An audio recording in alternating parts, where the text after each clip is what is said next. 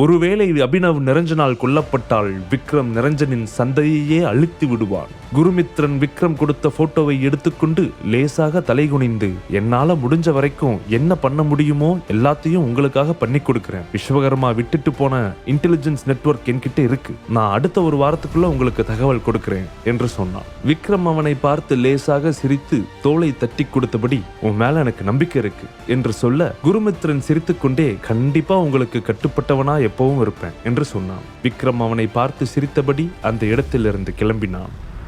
அபார்ட்மெண்ட்டை விட்டு வெளியே வந்த விக்ரம் தனது காரில் உட்கார்ந்து லம்போவை வர்தனின் பார்மாசிட்டிக்கல் பில்டிங்க்கு போக சொன்னான். வர்தனிடம் சென்று பேச வேண்டும் என்று நினைத்தான் விக்ரம். அடுத்த அரை மணி நேரத்தில் லம்போ ஓட்டிச் சென்ற கார் விக்ரம் டவர்ஸ் அருகே வந்து நின்றது. வர்தனின் பில்டிங் 70க்கும் மேற்பட்ட புளோர்களை கொண்டிருந்தது.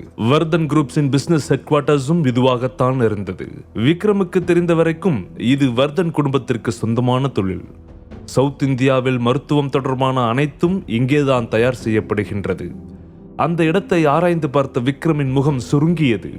சில தீயவர்கள் அந்த கட்டிடத்தை சுற்றி திரிவதை அவன் புரிந்து கொண்டான். எங்களை அடிக்காதீங்க, நாங்க இந்த இடத்துல இருந்து வெளியே போயிடுறோம், தயவு செஞ்சு எங்களை அடிக்காதீங்க என்று ஒரு வயதான தம்பதிகள் தரையை விழுந்து கிஞ்சிக் கொண்டிருந்தார்கள். சில பாடிகார்ட்ஸ் அவர்களை கால்களால் உதைத்துக் கொண்டிருந்தார்கள். எதுக்கு இந்த பழைய விஷயங்கள் எல்லாம் இங்க கொண்டு வந்தீங்க? கொஞ்சமாச்சு புத்தி இருக்கா? ஏதாவது தேடணும்னா வெளியே போய் தேட வேண்டியது தானே. இங்க உள்ள வந்து சண்டை போடுறதுல என்ன யூஸ் இருக்கு? நீங்க பண்றதெல்லாம் பார்க்கும்போது பெருசுங்க பண்ற மாதிரியா இருக்கு என்று திட்டிக் கொண்டே அவர்கள் அந்த 2 பெரியவர்களையும் கால்களால் எட்டி உதைத்துக் கொண்டிருந்தார்கள். அந்த 2 பெரியவர்களும் கீழே விழுந்து கண்ணீர் விட்டு அழுது கொண்டிருந்தார்கள். அதை பார்த்த விக்ரம் லேசாக முகத்தை சுளித்தான். அதில் 2 பாடிகார்ட்ஸ் விக்ரமை பார்த்து அவன் அருகில் வந்தார்கள். யார் நீ? எங்கிருந்து வந்திருக்க? வர்தன் பில்டிங்ஸ்குள்ள போக போறியா என்று ஆணவத்துடன் கேட்டான். விக்ரம் அவர்களின் வார்த்தைகளை அலட்சியப்படுத்தி சுற்றும் முற்றும் பார்த்துவிட்டு அந்த இடத்தில் ஏதோ ஒரு தவறு நடப்பதாக உணர்ந்தான். ஏனென்றால் கட்டிடத்தில் நுழைவாயிலுக்கு அருகே நிறைய பேர் இருந்தார்கள். மேலும் அந்த பில்டிங்கில் உள்ளே வேலை செய்ய வேண்டியவர்கள் எல்லாம் விக்ரமின் கண்ணில் தென்படவில்லை. அவனுக்கு தெரிந்து சில கெட்ட சக்திகள் தான் சுற்றி திரிந்து கொண்டிருந்தது. டேய், நான் சொல்றது ஏதாவது கேக்குதா இல்லையா என்று சிகரெட்டை பற்ற வைத்து விக்ரமின் முகத்தில் ஊதியபடி ஒரு பாடிகார்ட் கேட்டான். என்ன அப்பாவி மாதிரி பார்த்துக்கிட்டு நிக்கிற? வெளியாளுங்கெல்லாம் இங்க வர அனுமதி கிடையாது, கிளம்பு கிளம்பு என்று இன்னொரு பாடிகார்ட் சொன்னான். இருவரும் விக்ரமை மிகவும் கோபமாக பார்க்கின்றார்கள். விக்ரம் அமைதியாக சுற்றி பார்த்தான். அவர்களை கண்டுகொள்ளாமல் நின்ற விக்ரமை பார்த்த 2 பேரும் கோபத்தில் தன்னிடம் இருந்த ஒரு லத்தியை எடுத்து விக்ரமின் தலையில் ஓங்கி அடிக்க வந்தார்கள். அப்போது அங்கே வந்த லம்போ அவர்கள் இருவரையும் தடுத்து அவர்களது கன்னத்தில் பலார் என்று ஒரு அறை கொடுத்தான். இருவரின் காதில் இருந்தும் ரத்தம் வழிய அவனையே பார்த்தபடி நின்று கொண்டிருந்தார்கள். லம்போ மீண்டும் அவர்களை பார்த்து ஓங்கி ஒரு குத்துவிட அவர்கள் பறந்து சென்று கீழே விழுந்து வலியால் புரண்டு கொண்டிருந்தார்கள்.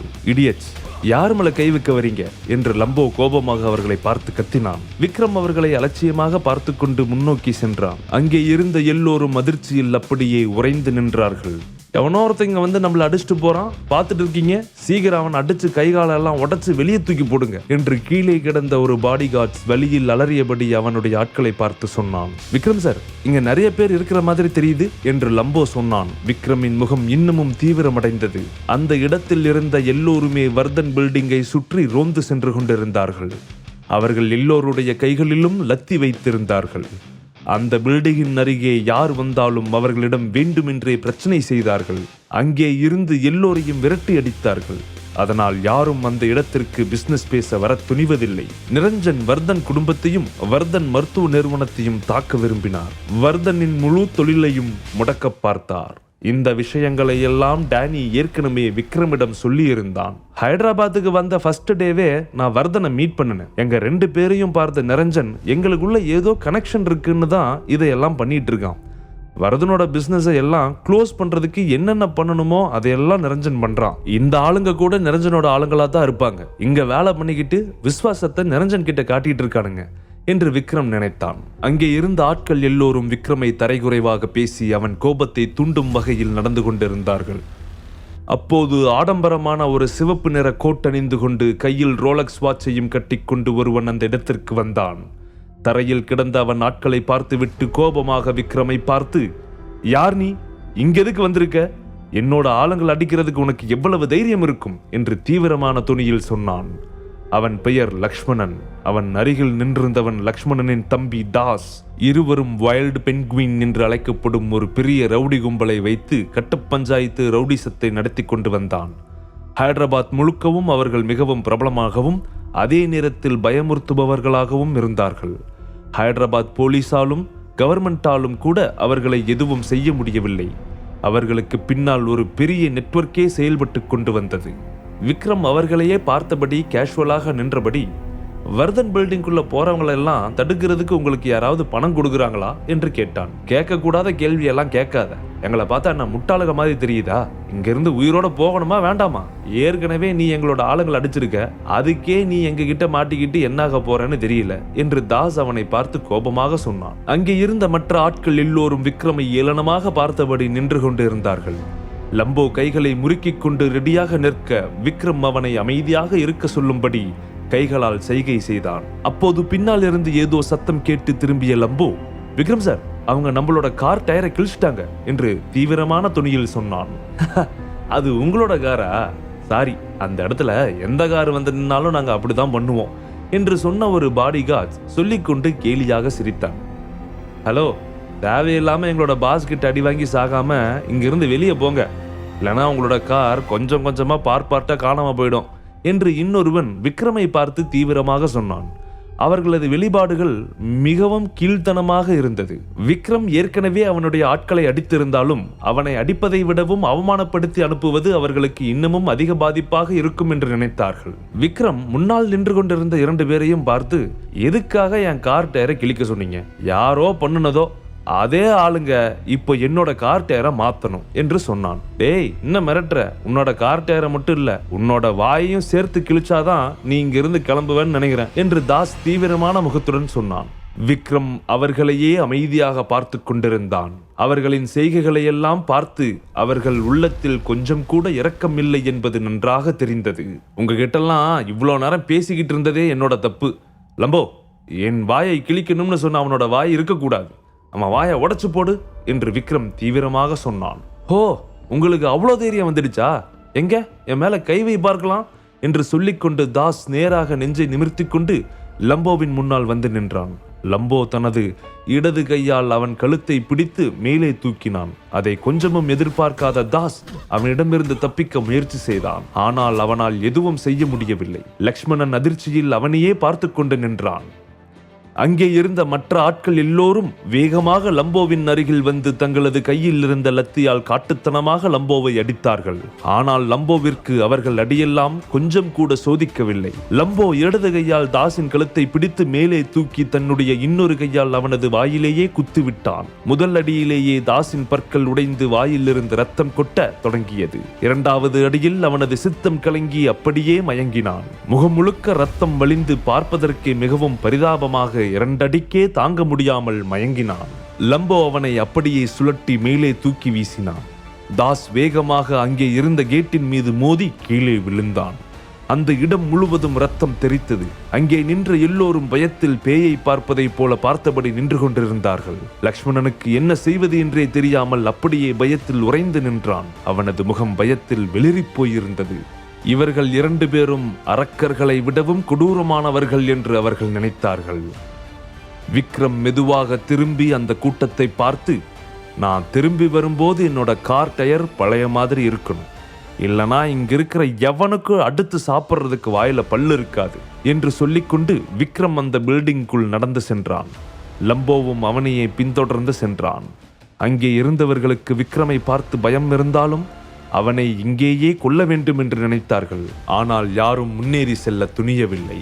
அந்த பில்டிங்கின் 58வது மாடியில் வர்தனின் ஆபீஸ் ரூம் இருந்தது. உள்ளே அவருடைய சேரில் ஏதோ ஒரு தீவிர யோசனையில் உட்கார்ந்து கொண்டிருந்தார் வர்தன். அப்போது கதவை திறந்து கொண்டு வந்த ஒரு செக்ரட்டரி, சார், உங்களை பார்க்க மிஸ்டர் விக்ரம்னு ஒருத்தர் வந்திருக்காரு என்று சொன்னாள். விக்ரமா என்று சொன்னபடி வர்தன் சில நொடிகள் யோசித்து விட்டு, சரி வர சொல்லுங்க என்று சொன்னார்.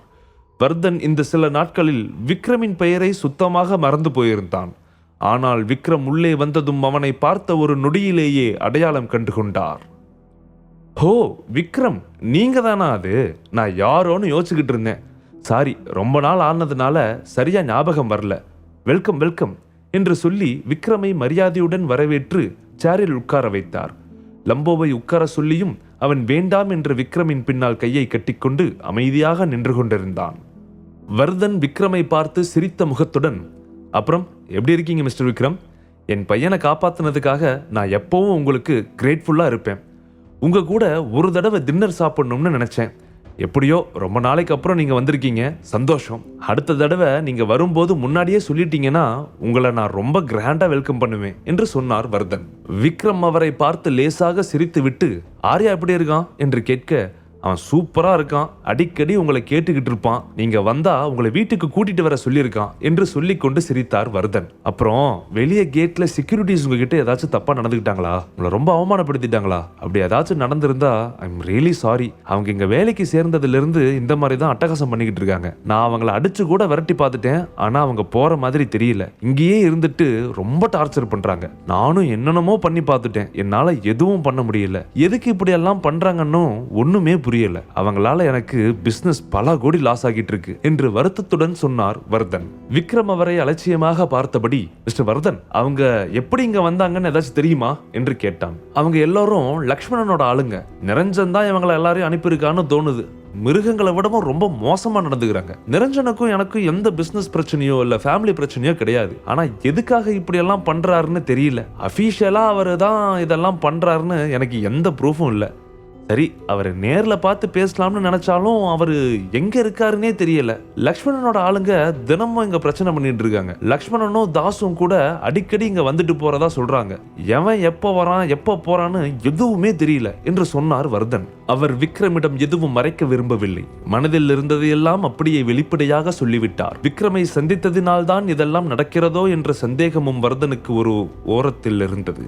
விக்ரமை அன்று பார்த்ததில் இருந்துதான் வர்தன் இது போன்ற பிரச்சனைகளை எல்லாம் சந்தித்து வந்தார். அவர் பேசியதையெல்லாம் கேட்ட விக்ரம், மிஸ்டர் வர்தன், நான் நேரா விஷயத்துக்கு வரேன். நானும் இங்க இப்போ நிரஞ்சனுக்காகத்தான் பேச வந்திருக்கேன். எனக்கும் நிரஞ்சனுக்கும் சில தனிப்பட்ட பிரச்சனைங்க இருக்கு. என்னாலதான் அவன் உங்ககிட்ட இப்படி டார்ச்சர் பண்றானோன்னு எனக்கும் தோணுது. அதனாலதான் இந்த விஷயத்தை நேர்ல பார்த்து உங்ககிட்ட பேசிட்டு போலாம்னு வந்திருக்கேன் என்று சொன்னான் விக்ரம். அதை கேட்டதும் வர்தனின் கண்கள் மின்னியது. நான் நினைச்சது பொய் இல்ல என்று மனதிற்குள் சொல்லிக் கொண்டார். நான் கெஸ் பண்ணது சரியாதான் போச்சு. உங்களுக்குள்ள என்ன பிரச்சனை எதுவா இருந்தாலும் என்கிட்ட சொல்லுங்க.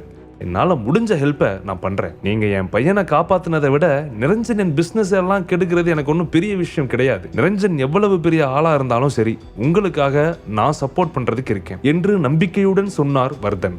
வர்தனின் அணுகுமுறை மிகவும் வித்தியாசமாக இருந்தது. இது போன்ற பிரச்சனைகளுக்கெல்லாம் அவர் பயப்படுபவர் அல்ல என்பது அவருடைய பேச்சிலேயே தெரிந்தது. வர்தன் நிரஞ்சனை நினைத்து பயப்படவில்லை. நிரஞ்சனால் அவருக்கு நஷ்டம்தான் ஏற்பட்டிருந்தது. அதனால் நிரஞ்சனுக்கு எதிராக அவர் எதையும் செய்ய தயாராக தான் இருந்தார். அவர் சொன்னதை கேட்ட விக்ரம் மெல்ல சிரித்து, மிஸ்டர் வர்தம், என்னை விடுங்க. நீங்க நிரஞ்சனுக்கு அகெயின்ஸ்டா என்ன பண்ணலாம்னு பிளான்ஸ்ல இருந்தீங்க என்று கேட்டான். அதை கேட்டதும் வர்தன் அவனை ஆழமாக பார்த்தார். விக்ரமின் வார்த்தைகளில் இருந்த அர்த்தம் அவருக்கு புரிந்தது. முழு கதையையும் கேட்டு மகிழ பாக்கெட் FM ஆப்பை டவுன்லோட் செய்யுங்கள். லிங்க் டிஸ்கிரிப்ஷனில் கொடுக்கப்பட்டுள்ளது.